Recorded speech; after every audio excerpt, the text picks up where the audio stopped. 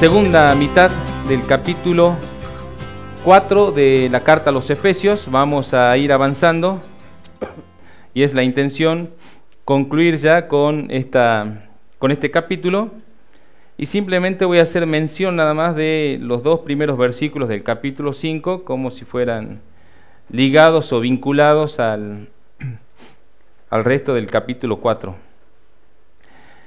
Bien, para tener un contexto, parte de la meditación anterior hablaba y nos mostraba que Jesús, el Cristo, ascendió a los cielos como el Dios triunfador, como aquel que ha triunfado absolutamente sobre la muerte y sobre el pecado.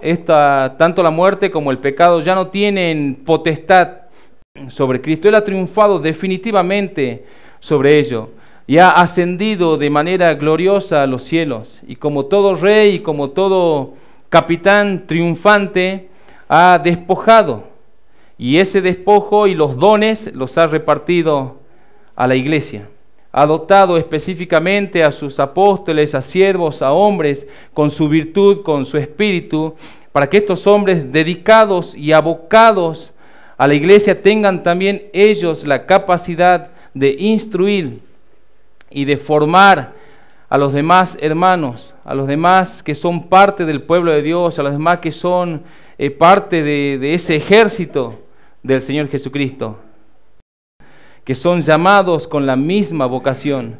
Y es la intención de Jesús mismo, y es la intención de Dios mismo, de acuerdo a lo que Él expone en Romanos 8:19, conformar a todos sus hijos, hombres y mujeres, a la estatura de la plenitud de Cristo, a un varón perfecto, a una mujer perfecta, a la estatura de la plenitud de Cristo. ¿Para qué? Para que ya no seamos, como dice la Escritura, niños, que ya no seamos niños en la manera de pensar o en esa conducta que puede ser tranquilamente tergiversada por Satanás. No niños en ese sentido, sino maduros. Tener la capacidad, tener la virtud de discernir el engaño, discernir lo malo de lo bueno, y poder escoger por la potencia del Espíritu siempre lo bueno. Y andar en esa vida, en santidad. Es el deseo de Dios. Yo lo voy a resumir como Pablo lo expresa en su carta a los Romanos 8:29, donde él dice claramente que hemos sido predestinados para ser conformados a la imagen de su Hijo. Vale decir que el molde que Dios ha destinado es Cristo, y nos agarra a nosotros como masa y va a buscar moldearnos, sacar aquellas cosas duras, sacar las asperezas, quitarlas, golpearlas, hasta que en nosotros esté esa forma de Cristo, ese carácter de Cristo, esa mente de Cristo, ese espíritu de Cristo, esa forma de andar de Cristo, que es la que satisface al Padre. No hay otra cosa que desee el Padre sino el conformarnos a la imagen de su Hijo. Y para mí, si yo tuviera que resumir hoy este mensaje, se trata de eso.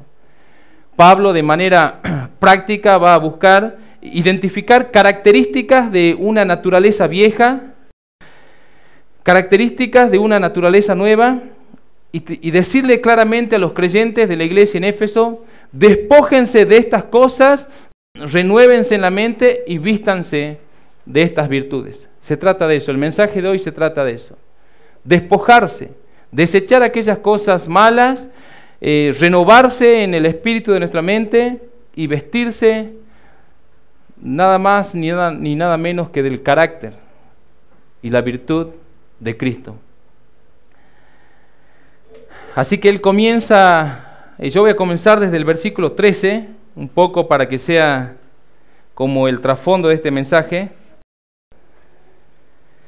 Hasta que todos lleguemos a la unidad, Efesios 4:13, hasta que todos lleguemos a la unidad de la fe y del conocimiento del Hijo de Dios, a un varón perfecto, a la medida de la estatura de la plenitud de Cristo, para que ya no seamos niños fluctuantes, llevados por doquiera de todo viento de doctrina, por estratagema de hombres, que para engañar emplean con astucia las artimañas del error, sino que siguiendo la verdad en amor, crezcamos en todo en aquel que es la cabeza, esto es Cristo, de quien todo el cuerpo bien concertado y unido entre sí por todas las coyunturas que se ayudan mutuamente, según la actividad propia de cada miembro, recibe su crecimiento para ir edificándose en amor. Bien, sino que siguiendo, dice la verdad, en amor crezcamos en todo aquel que es la cabeza, esto es Cristo. Y seguir la verdad se refiere a profesar el Evangelio, a profesar la vida cristiana. De eso se trata, seguir la verdad.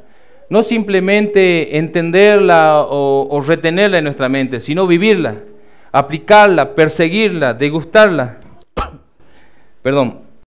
Y el hecho de que Jesús sea la cabeza no está haciendo referencia simple a una cuestión anatómica, ¿sí? Así como nosotros tenemos el cuerpo y la ubicación de la cabeza. Aquí cabeza tiene más que ver con el sentido de señorío, con el sentido de gobierno.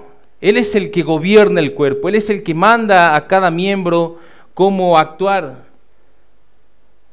De ahí la palabra concertado, en cierto modo tiene que ver con concierto. Y concierto tiene que ver con la capacidad de tener armonía funcional. Así como en una orquesta, el director tiene la virtud de dirigir a toda la banda, a toda la orquesta, para que juntos, entre todos, puedan armonizar una bella música, una bella pieza musical.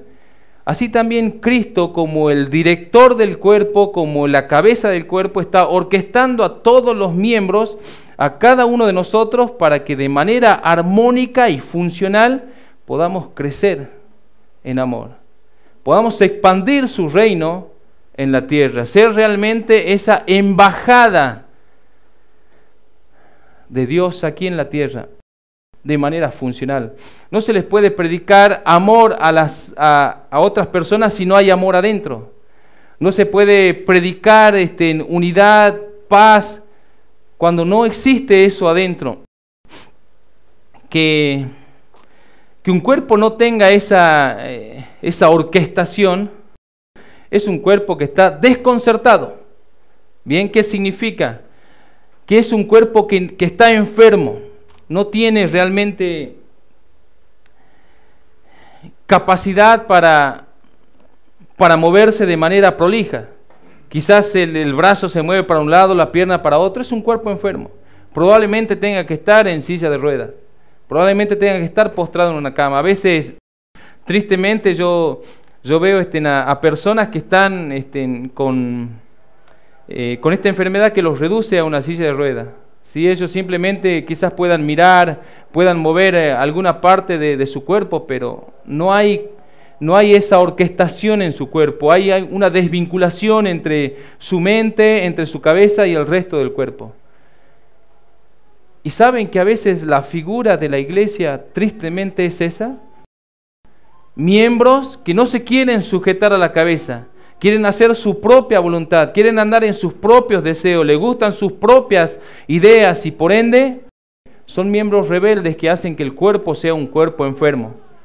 Bueno, no así el asunto con la iglesia de Cristo. Pablo de alguna manera le dice a los creyentes en Efesios, de quien todo el cuerpo, bien concertado, bien orquestado y unido entre sí por todas las coyunturas que se ayudan mutuamente según la actividad propia de cada miembro, recibe crecimiento para ir edificándose en amor. Y las coyunturas, de una manera práctica, podemos graficarlas con la oración. En primer término, la coyuntura que une a un miembro a Dios es la oración. Y la coyuntura que une a un miembro a otro miembro es el amor. Pero no podemos tener amor si no tenemos una vida de oración. No vamos a tener realmente esa virtud de amar y de tener un interés sincero con el hermano si no vivimos en oración. Vamos a decir de manera práctica que el amor, el carácter del amor es el resultado de una correcta vida de oración. Mientras más oro, mientras más recurro a Dios, porque Dios es amor, entonces más capacidad tengo para amar al hermano. Pero si soy una persona que no recurre al Dios de amor, que no ora, que no lee, ¿cómo puedo obtener realmente esa virtud de Dios para poder aplicarla al hermano? Entonces Pablo nos muestra de esta manera que una iglesia funcional tiene necesariamente que tener la obediencia de los hermanos a la cabeza y la disposición de estar unidos y vinculados unos con otros. Y a partir del versículo 17, que es la segunda parte que me toca, voy a leer hasta el 21.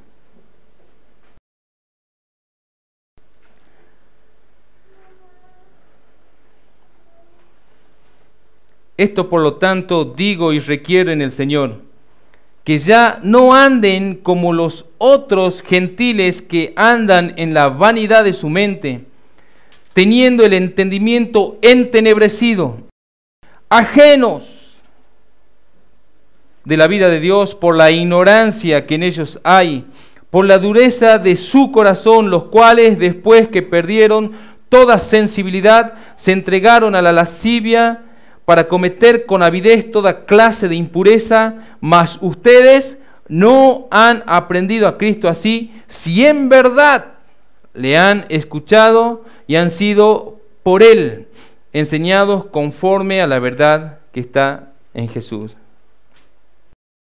Miren, ya en el versículo 1 Pablo escribe: yo pues preso en el Señor, ruego que anden como es digno de la vocación con que fueron llamados. De alguna manera, este primer versículo del capítulo 4, Pablo le dice: honren la vida cristiana, sean dignos de la sangre de Cristo. Si Él ya vertió su sangre para limpiarnos, para expiarnos y para darnos una nueva vida, vívanla dignamente, honren el cristianismo. De manera prudente, Pablo le está diciendo cómo deben andar. Y a partir del versículo 17 le dice cómo no deben andar.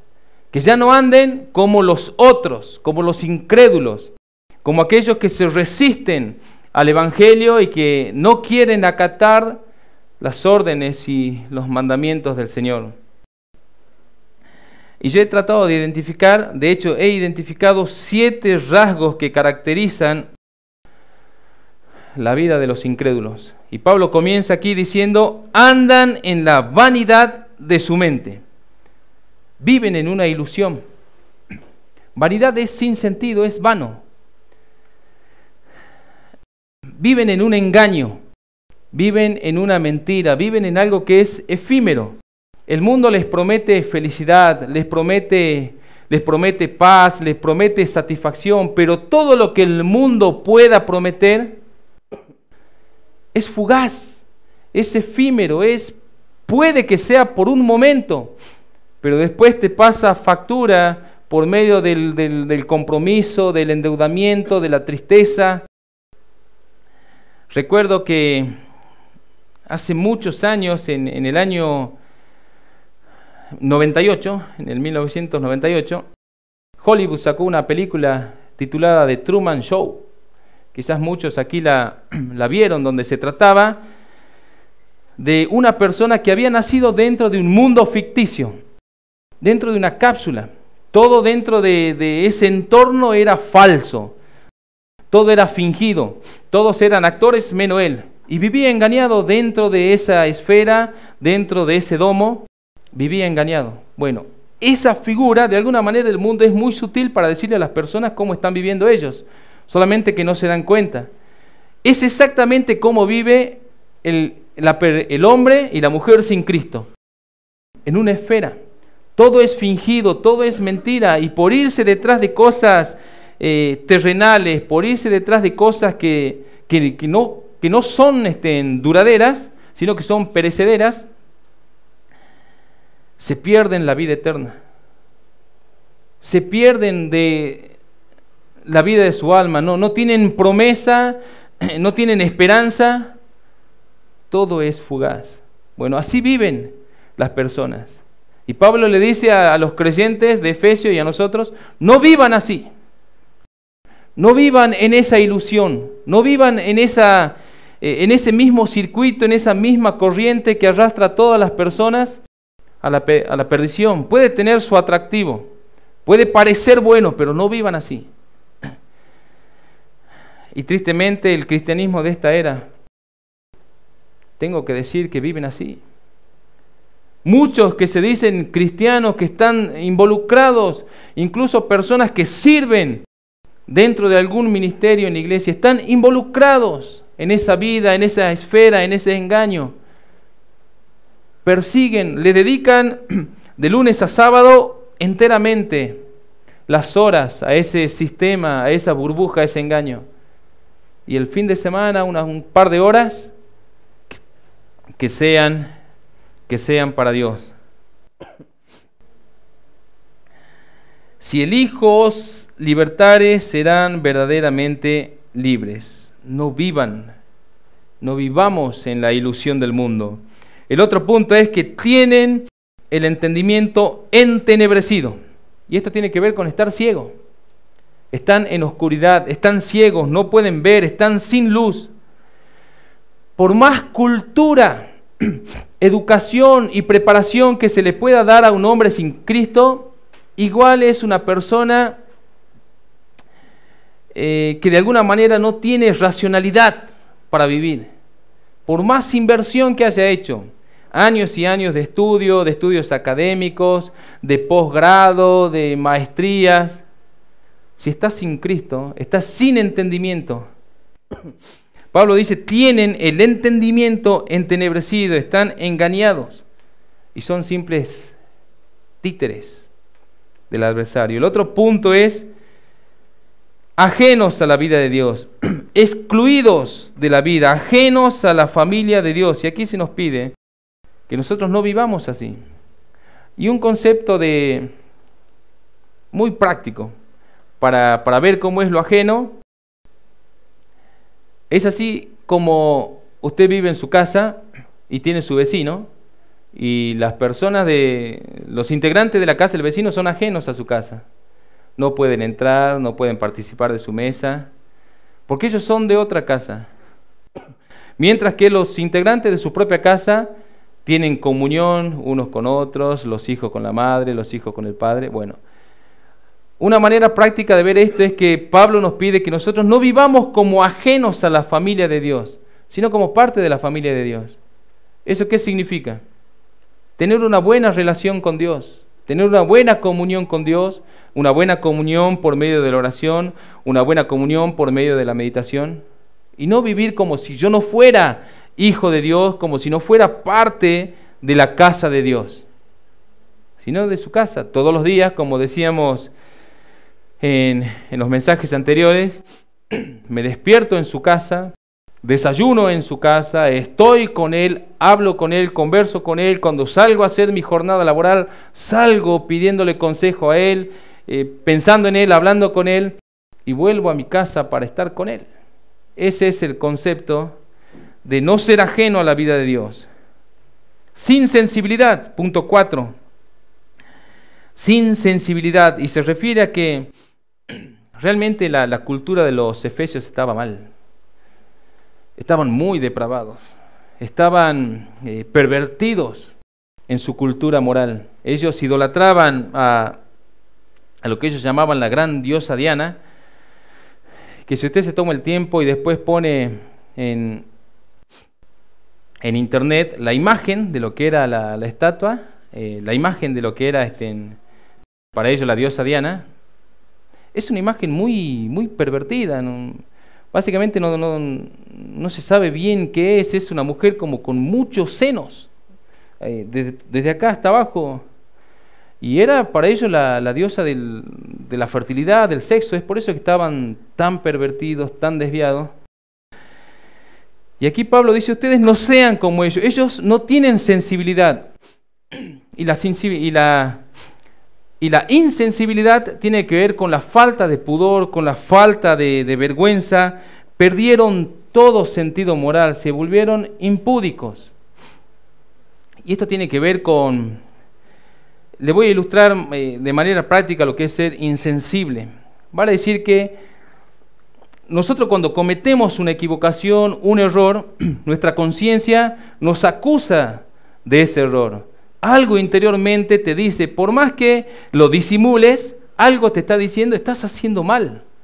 Bueno, esa es la voz de la conciencia. Y a veces, eso que opera dentro nuestro, nos hace también sentir dolor por aquello malo que hicimos. Bueno, estas personas, así como un boxeador se entrena para no sentir dolor y prepara su cuerpo y recibe golpes y trata de alguna manera de endurecer su piel para perder sensibilidad al dolor, así también las personas, tanto haberse ejercitado en lo malo, perdieron esa sensibilidad de la conciencia. Son insensibles. ¿Sí? Ya la conciencia no les genera ni dolor, ni tristeza, ni acusación, ni nada. Y es por eso que se deleitan haciendo el mal, se entregan a hacer lo malo.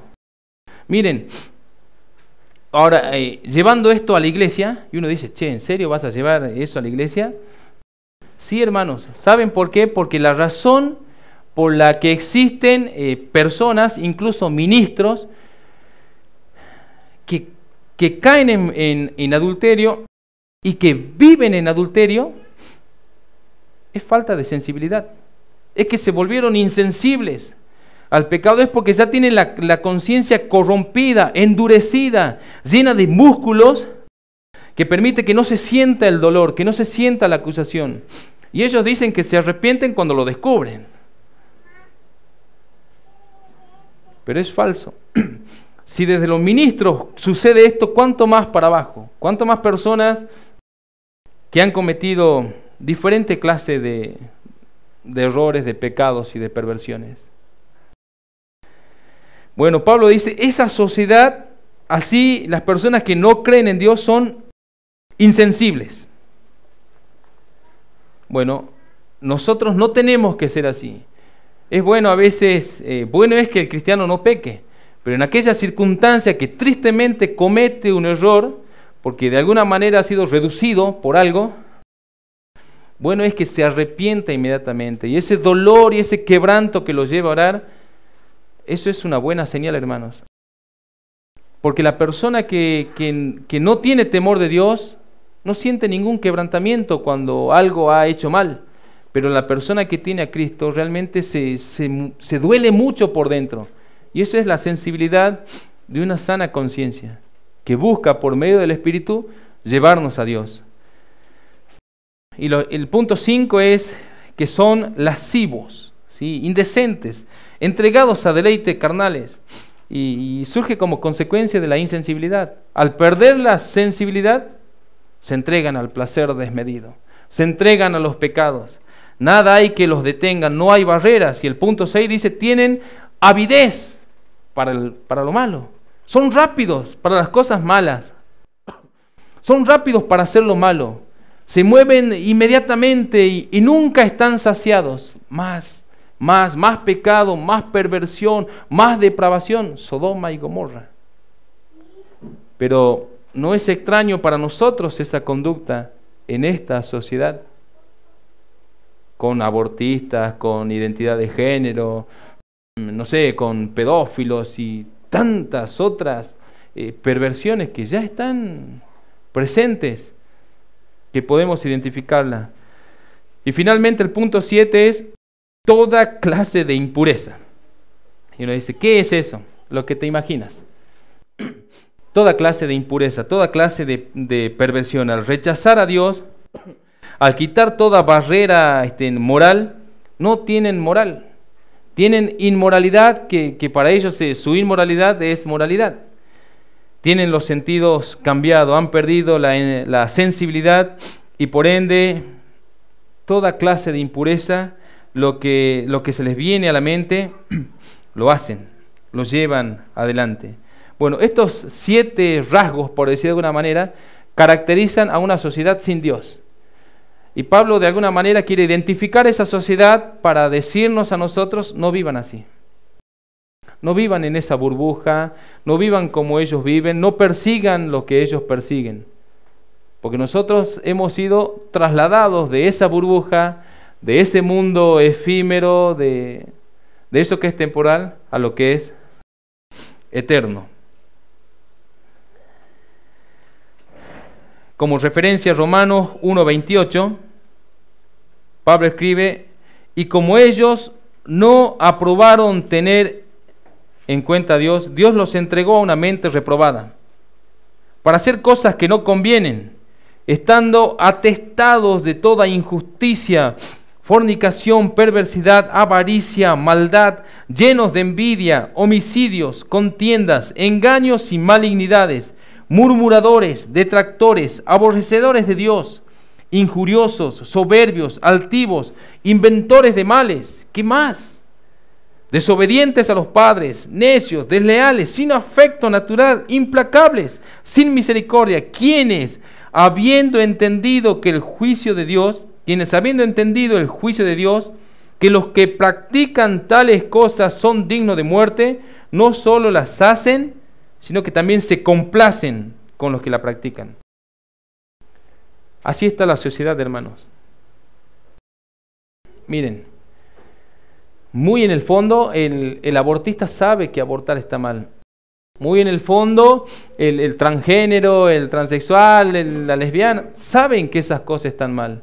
Aunque quieran acallarla, saben, hay algo interior que late y le dice que está mal, pero ellos, sabiendo que está mal, no solamente que lo hacen, sino que se complacen en hacer estas cosas. Ahora, el sentido de presentar estos 7 rasgos o estas 7 características de esa sociedad pervertida es que la vida cristiana es un giro de 180 grados contrario a esa corriente del mundo. La vida cristiana es totalmente contraria a la vida mundana. Contraria, hermanos. Totalmente contraria. Es otra vida. Y el concepto nuevo no es, como he dicho, no es nueva oportunidad. Es nuevo de que es algo que no conocíamos y que por medio de Cristo ha sido insertado en nosotros. Pablo dice: si en verdad le han escuchado y han sido por él enseñados conforme a la verdad que está en Jesús. Y uno dice, ¿por qué razón Pablo escribiría como dándonos a pensar que existe en paralelo a la auténtica vida cristiana una falsa vida cristiana? Una vida que simula ser cristiana, pero no lo es. Si en verdad le hemos escuchado. Efesios 4:22 al 24. En cuanto a la pasada manera de vivir, que ya está claro la pasada manera de vivir, las características, los rasgos de esa manera de vivir, despójense del viejo hombre. ¿Cómo está? Está viciado conforme a los deseos engañosos, y renuévense en el espíritu de su mente y vístanse del nuevo hombre creado según Dios en la justicia y santidad de la verdad. 3 acciones, 3 verbos, 3 cosas por hacer: despojarse, renovarse y vestirse. Y en primera instancia, despojarse es quitarse de encima totalmente algo que está corrompido, sucio, contaminado. Por ejemplo, hay veces que, a ver, ¿cómo ilustrarlo? Cuando alguien se ensucia la ropa, se cae en popó de perro, inmediatamente cuando se saca, a veces no quiere ni tocar la ropa porque dice, ay, está contaminado, y lo saca para lavar. Bueno, eso es despojarse. Tratar de identificar así nuestra naturaleza antigua, ese viejo hombre, esa vieja mujer que estaba viciado con los deseos engañosos, con el pecado que tanto le atraía. Bueno, tratar de identificar y decir, bueno, esto no lo quiero más. Sí, o así también como se le quita un pañal a un bebé, que a veces los papás no quieren ni tocar así de lejos nomás, y se echan alcohol, se lavan las manos y desodorante así. Bueno, así, pero háganse con, ustedes tienen el pañal, que es esa naturaleza vieja, antigua. hay que quitarse eso, hay que despojarse de esa naturaleza. ¿De qué manera? En un sentido espiritual es matarlo. Pablo dice en Gálatas 2:20, con Cristo estoy juntamente crucificado, está muerto. Y ya no vivo yo, mas vive Cristo en mí, y lo que ahora vivo en la carne, lo vivo en la fe del Hijo de Dios. Y en el sentido práctico, sería ir mucho en oración. ¿Saben cómo podemos despojarnos de esa naturaleza vieja que está viciada conforme a los deseos engañosos? Yendo mucho en oración. Yendo mucho en oración. El tiempo que pueda, por la mañana, el tiempo que pueda a la tarde, el tiempo que pueda a la noche, dedicarse, buscarlo, e ir. Va a ser la forma práctica de que ya no seamos atraídos por las cosas del mundo. La otra acción aquí es renovarse en el espíritu de nuestra mente, y tiene que ver de forma directa con cambiar, como ya se puso en la meditación de nuestro hermano Santiago, cambiar el operador en nuestra mente, el que dirige nuestra mente. Mientras estábamos en el mundo, andábamos en la corriente del mundo, como decía Efesios 2:2, en los cuales anduvieron en otro tiempo siguiendo la corriente de este mundo, conforme al príncipe de la potestad del aire, el espíritu que ahora opera en los hijos de desobediencia. Bueno, nosotros venidos a Cristo somos dotados con el Espíritu Santo, el cual nos capacita para ya no seguir la corriente del mundo, sino seguir la corriente de Cristo, la vida de Cristo. Romanos 12:2 dice, no se conformen a este siglo, sino transfórmense por medio de la renovación de su entendimiento para que comprueben cuál sea la buena voluntad de Dios, agradable y perfecta. Y la otra acción aquí es vestirse del nuevo hombre creado según Dios en la justicia y santidad de la verdad. O sea, no simplemente despojarse de lo que está sucio, despojarse de lo que está contaminado o inmundo, ni simplemente renovarse, sino también vestirse. Así como cuando la ropa está contaminada con algo y la sacamos, bien, no nos quedamos desnudos, tenemos que vestirnos con ropa nueva. Bueno, de la misma manera tenemos que vestirnos, pero de Cristo, de su naturaleza, de su virtud, de su carácter, y buscarlo.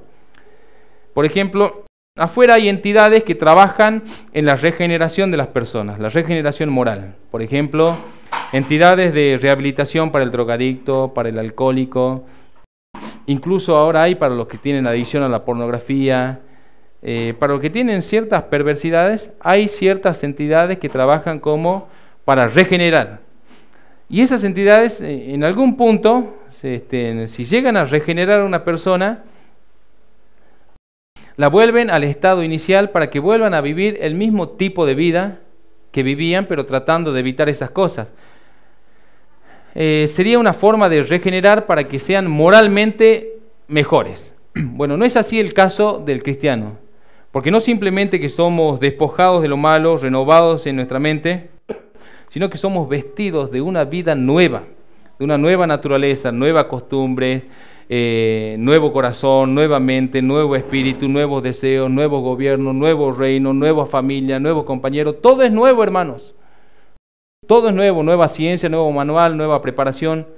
Todo es nuevo. Segunda de Corintios 5:17.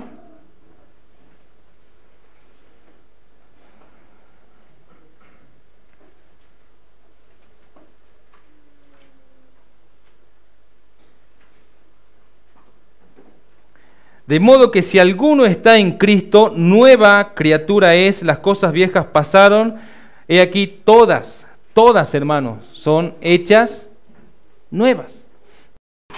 Significa que tú no la conocías y que por medio de la naturaleza de Cristo empiezas a conocer esas cosas nuevas. Bien, versículo 25 al 29 de Efesios 4 dice: por lo cual, desechando la mentira, hablen verdad cada uno con su prójimo, porque somos miembros los unos de los otros. Sí, esto más tiene que ver con las evidencias de que hemos quitado esa vieja naturaleza. Si uno dice, che, ¿cómo sé si he quitado esa naturaleza vieja que Pablo menciona? Bueno, aquí hay algunas evidencias. Desechando la mentira, hablen verdad cada uno con su prójimo, porque somos miembros los unos de los otros. Aírense, pero no pequen, no se ponga el sol sobre su enojo, ni den lugar al diablo. El que robaba, no robe más, sino trabaje, haciendo con sus manos lo que es bueno, para que tenga que compartir con el que padece necesidad. Ninguna palabra corrompida salga de su boca, sino la que sea buena para la necesaria edificación, a fin de dar gracia a los oyentes. Bueno, aquí también hay puntualmente señaladas algunas características o evidencias puntuales de que ya no está la naturaleza vieja, sino que está la nueva naturaleza. Y una de las cosas es desechar la mentira y hablar verdad con el prójimo. Y hasta a veces parecería decir, ¿en serio tenemos que hablar de estas cosas dentro de la iglesia? ¿No se supone que la iglesia ya convertido a Cristo habla verdad, no tiene estos conflictos? Bueno, es evidente de que no, sino que siguen existiendo de alguna manera ese engaño, algunos le llaman mentiras piadosas, o para minimizarlo dicen, no, es una mentirilla, dicen. Es un engaño, hermanos, es un engaño. Lo que le hayas dicho, si le has prometido algo y no cumpliste, si le pediste algo y no se lo devolviste, lo que fuere, si son engaños, son mentiras. Y ahora, ¿saben qué es lo malo de la mentira? Que proviene de Satanás, porque él es padre de mentira, es experto en la mentira. Y una persona que de alguna manera empieza a mentir, si eso no se corta, al tiempo se convierte en un gran mentiroso. Y tenemos que entender que la iglesia no es un teatro y todos somos actores para venir a fingir que estamos bien, que está todo en orden. A veces la mentira también pasa por ese canal o por ese rumbo donde las personas no quieren abrirse, ¿sí? Y tratan de vivir siempre de manera fingida, en que está todo bien, que gloria a Dios, que estoy fuerte, que no pasa nada, y capaz que por dentro se está muriendo, que la casa está mal, que todo está incendiado, pero él por alguna razón necesita mentir, engañar y sobreactuar la vida cristiana porque no se anima a abrirse, porque lo ve como una competencia. Y no es una competencia la iglesia, es un cuerpo. Debemos ayudarnos mutuamente porque estamos vinculados por el amor. Por el amor. Ahora, en el sentido del cuerpo, si traemos esto de manera gráfica al cuerpo, ¿saben cómo podría tomarse la mentira? Imagínense que algún nervio de mi cuerpo envíe una señal mentirosa al cerebro. Sería un caos. ¿Sí? Que de alguna manera digan, cuidado Gabriel, viene, te está por caer algo encima, y yo ande todo el tiempo así. Y sería un engaño. No podría vivir tranquilo. O que el ojo también engaña al cuerpo fingiendo que no pasa nada cuando hay un peligro inminente, o que el oído no mande la señal de que viene un vehículo, cosas así. Es producto de muerte, hermanos. Entonces, la mentira debe ser erradicada del cuerpo, de la iglesia, y debe fluir la verdad. La verdad va a ser de alguna manera, ese sistema nervioso que va interconectando todas las cosas para que el cuerpo esté en orden, para que podamos funcionar en ese correcto orden. No se ponga el sol sobre su enojo. Bien, el enojo y la ofuscación es algo que se manifiesta sin que nosotros lo deseemos, ¿sí? A veces sale esa parte, esa naturaleza, que puede estar provocada por razones justificadas o injustificadas. De hecho, Pablo cuando le escribe a los Corintios, él dice, ¿quién enferma y yo no enfermo? ¿A quién se hace tropezar? Dice Pablo, y yo no me indigno. Si de alguna manera esas cosas están, pero lo malo de esto es cuando ese enojo pasa a ser un rencor, y el rencor pasa a ser algo constante y eterno. Bueno, no debe ser así. Pablo dice, no se ponga el sol sobre el enojo. ¿Qué significa? Mire, primero hay que tener la capacidad de pasar por alto la ofensa. Esa es una buena virtud del cristiano, ¿sí? Puede que te ofendan, a veces no sé, de una forma que te irrita tanto y tú dices, bueno, otra vez tengo que padecer de este hermano, tal o cual cosa. Bueno, pero ese disgusto, que puede o no estar fundado en algo, no tiene que cerrar el día sin que esté solucionado. Entonces eso nos lleva a nosotros a mantener esa comunión, decir, hermano, necesito hablar contigo, pasó esto o esto, y tratar de solucionarlo. Bueno, esto, quizás algunos digan, bueno, pero está de más que lo diga. Yo pienso que no. ¿Saben por qué? Porque yo conozco personas, y muchas, de otras congregaciones, están peleados entre ellos. ¿Y saben qué es lo más lamentable? Que toman la cena así, familias peleadas unas con otras, que se juntan a alabar el domingo y levantan las manos y que Dios es amor, pero no se saludan, porque su hijo adolescente la engañó a su hijita adolescente y ahora la otra chiquita adolescente, y están todos divididos. Y uno dice, ¿qué no leyeron este pasaje de no airarse, o airaos pero no pequéis, no se ponga el sol sobre vuestro enojo? ¿Qué? ¿Lo pasaron por alto? Sí, lo pasaron por alto, o no lo entendieron. Y otra característica es, no roben más. ¿Y en serio pasa estas cosas en la iglesia? Miren, bueno, no está hoy mi mamá, pero bueno, mis hermanos saben que mi papá tenía libros. De hecho, él se compraba muchos libros doctrinales para poder prepararse y tener mejor comprensión de algunos textos. Y algunos hermanos de la iglesia le pedían, ¿me puedes prestar este libro? Sí, cómo no. Y encima en la tapa estaba escrito ahí, de Santiago Montaño, devolver, así grande. No volvía el libro, hermanos. No volvía. Préstame una cuchara de albañil, una herramienta. Sí. ¿Por qué no vuelven las cosas? Bueno, porque son ladrones. Y uno dice, no, me olvidé. Mentira. Y también la mentira, no solamente que ladrones, sino mentirosos. Y esas cosas están y esas cosas no deben estar. Y hay muchas formas de hurto. De hecho, Judas era ladrón. Y era un seguidor de Jesús. Estaba con él, vio sus milagros, vio su poder. Pero era ladrón. Le gustaba sustraer de la bolsa. Quizás tenía cuentas que pagar. Quizás la familia no tenía para comer porque él andaba detrás de Jesús, cosas así, no sé. Quizás alguno diga, no, pero puede ser justificado que yo saque algo y tome algo. No, hermanos, no puede. No se debe. El que robaba, no robe más. Formas de robo es también esa idea de decir, no sé, contrato un servicio y no lo pago.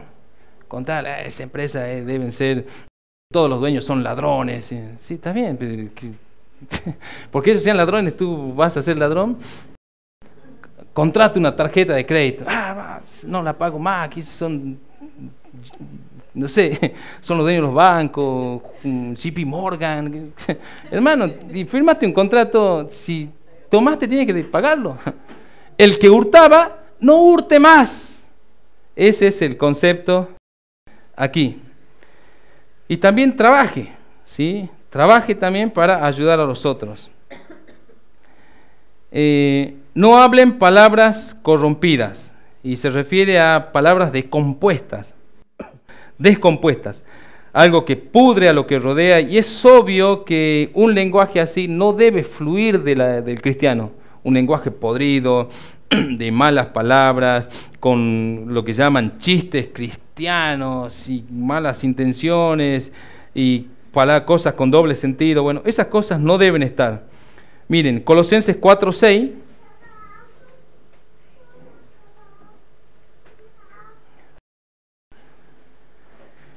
Sea vuestra palabra siempre con gracia, sazonada con sal, para que sepan cómo deben responder a cada uno.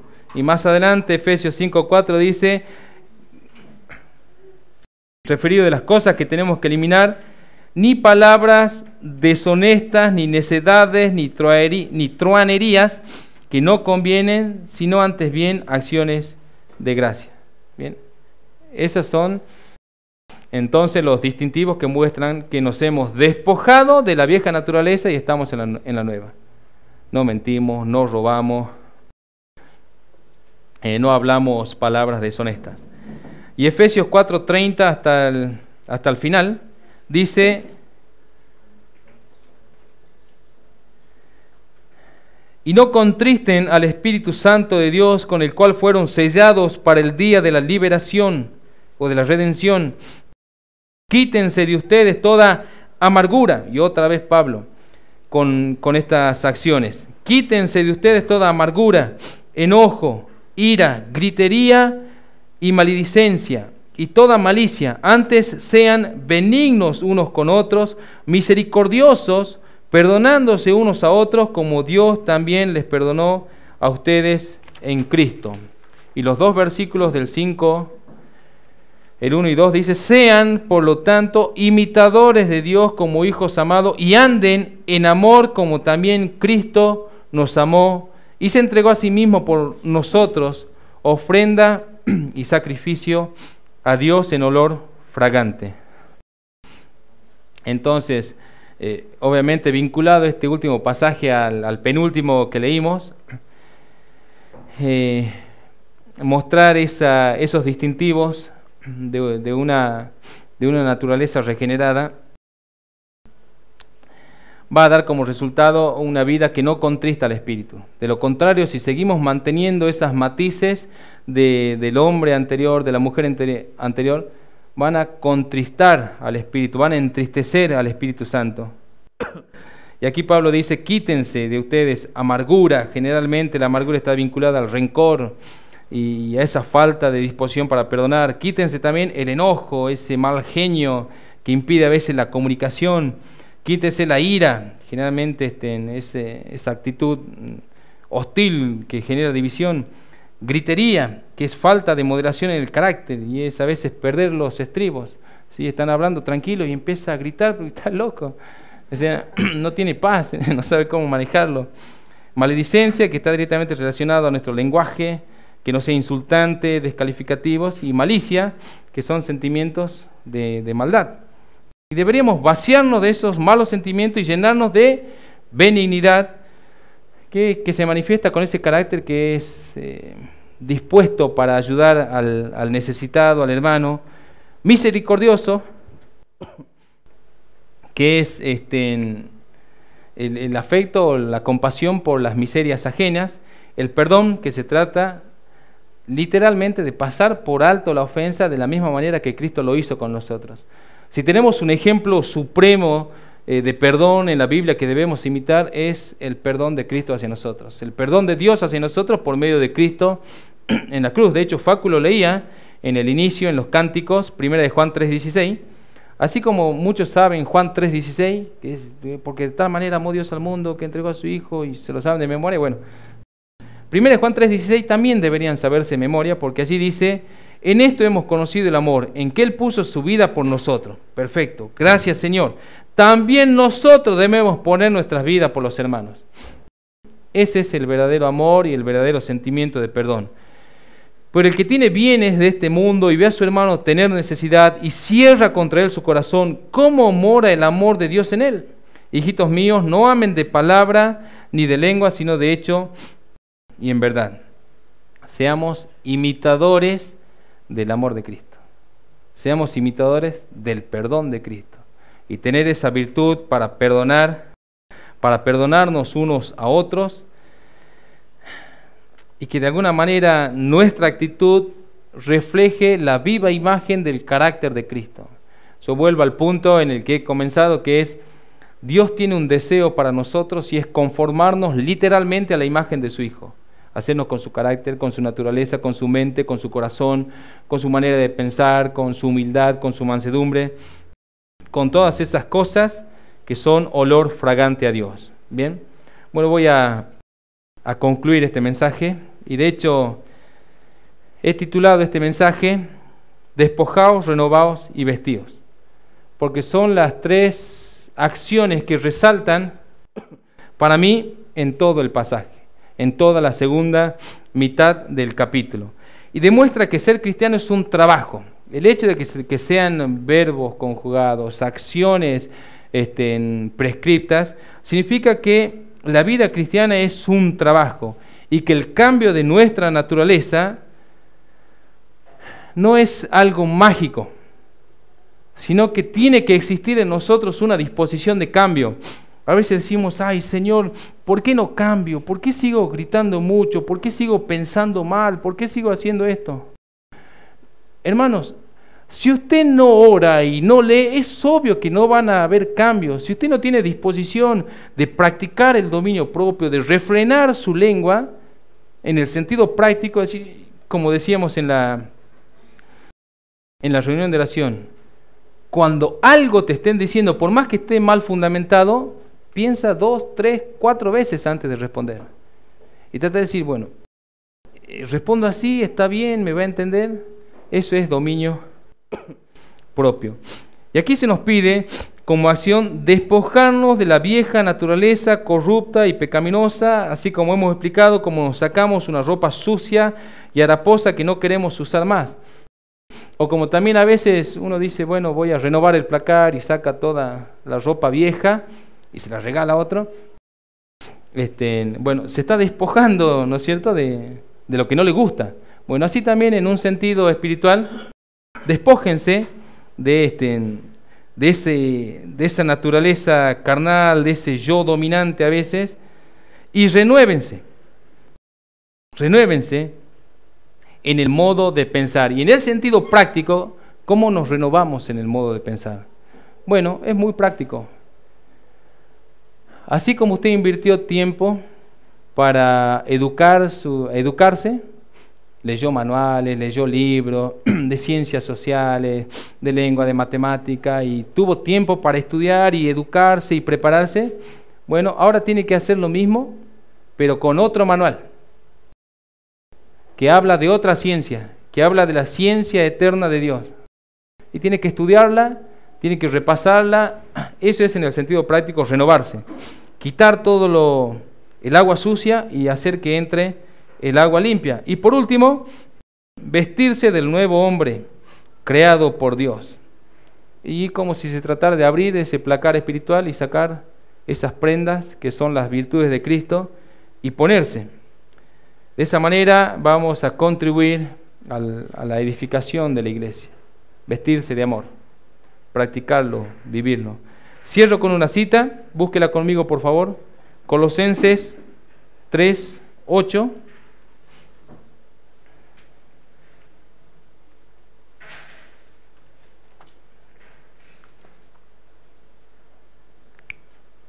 Que de alguna manera resume lo que yo he tratado de resumir. Colosenses 3:8. Pero ahora dejen también ustedes todas estas cosas: ira, enojo, malicia, injurias, palabras deshonestas de su boca. No mientan los unos a los otros, habiéndose despojado del viejo hombre con sus hechos y revestido del nuevo, el cual conforme a la imagen del que lo creó, se va renovando hasta el conocimiento pleno, donde no hay griego ni judío, circuncisión ni incircuncisión, bárbaro ni escita, esclavo ni libre, sino que Cristo es el todo y en todos. Vístanse, por lo tanto, como escogidos de Dios, santos y amados, de entrañable misericordia y benignidad, de humildad, de mansedumbre y de paciencia, soportándose unos a otros, perdonándose unos a otros si alguno tuviere queja contra otro, de la manera que Cristo les perdonó, así también háganlo ustedes. Y sobre todas estas cosas, vístanse de amor, que es el vínculo perfecto, y la paz de Dios gobierne en sus corazones, a la que asimismo fueron llamados en un solo cuerpo, y sean agradecidos. La palabra de Cristo more en abundancia en ustedes, enseñándose y exhortándose unos a otros en toda sabiduría, cantando con gracia en sus corazones al Señor, con salmos e himnos y cánticos espirituales, y todo lo que hacen, sea de palabra o de hecho, háganlo todo en el nombre del Señor Jesús, dando gracias a Dios Padre por medio de Él. Amén, hermanos. La paz del Señor.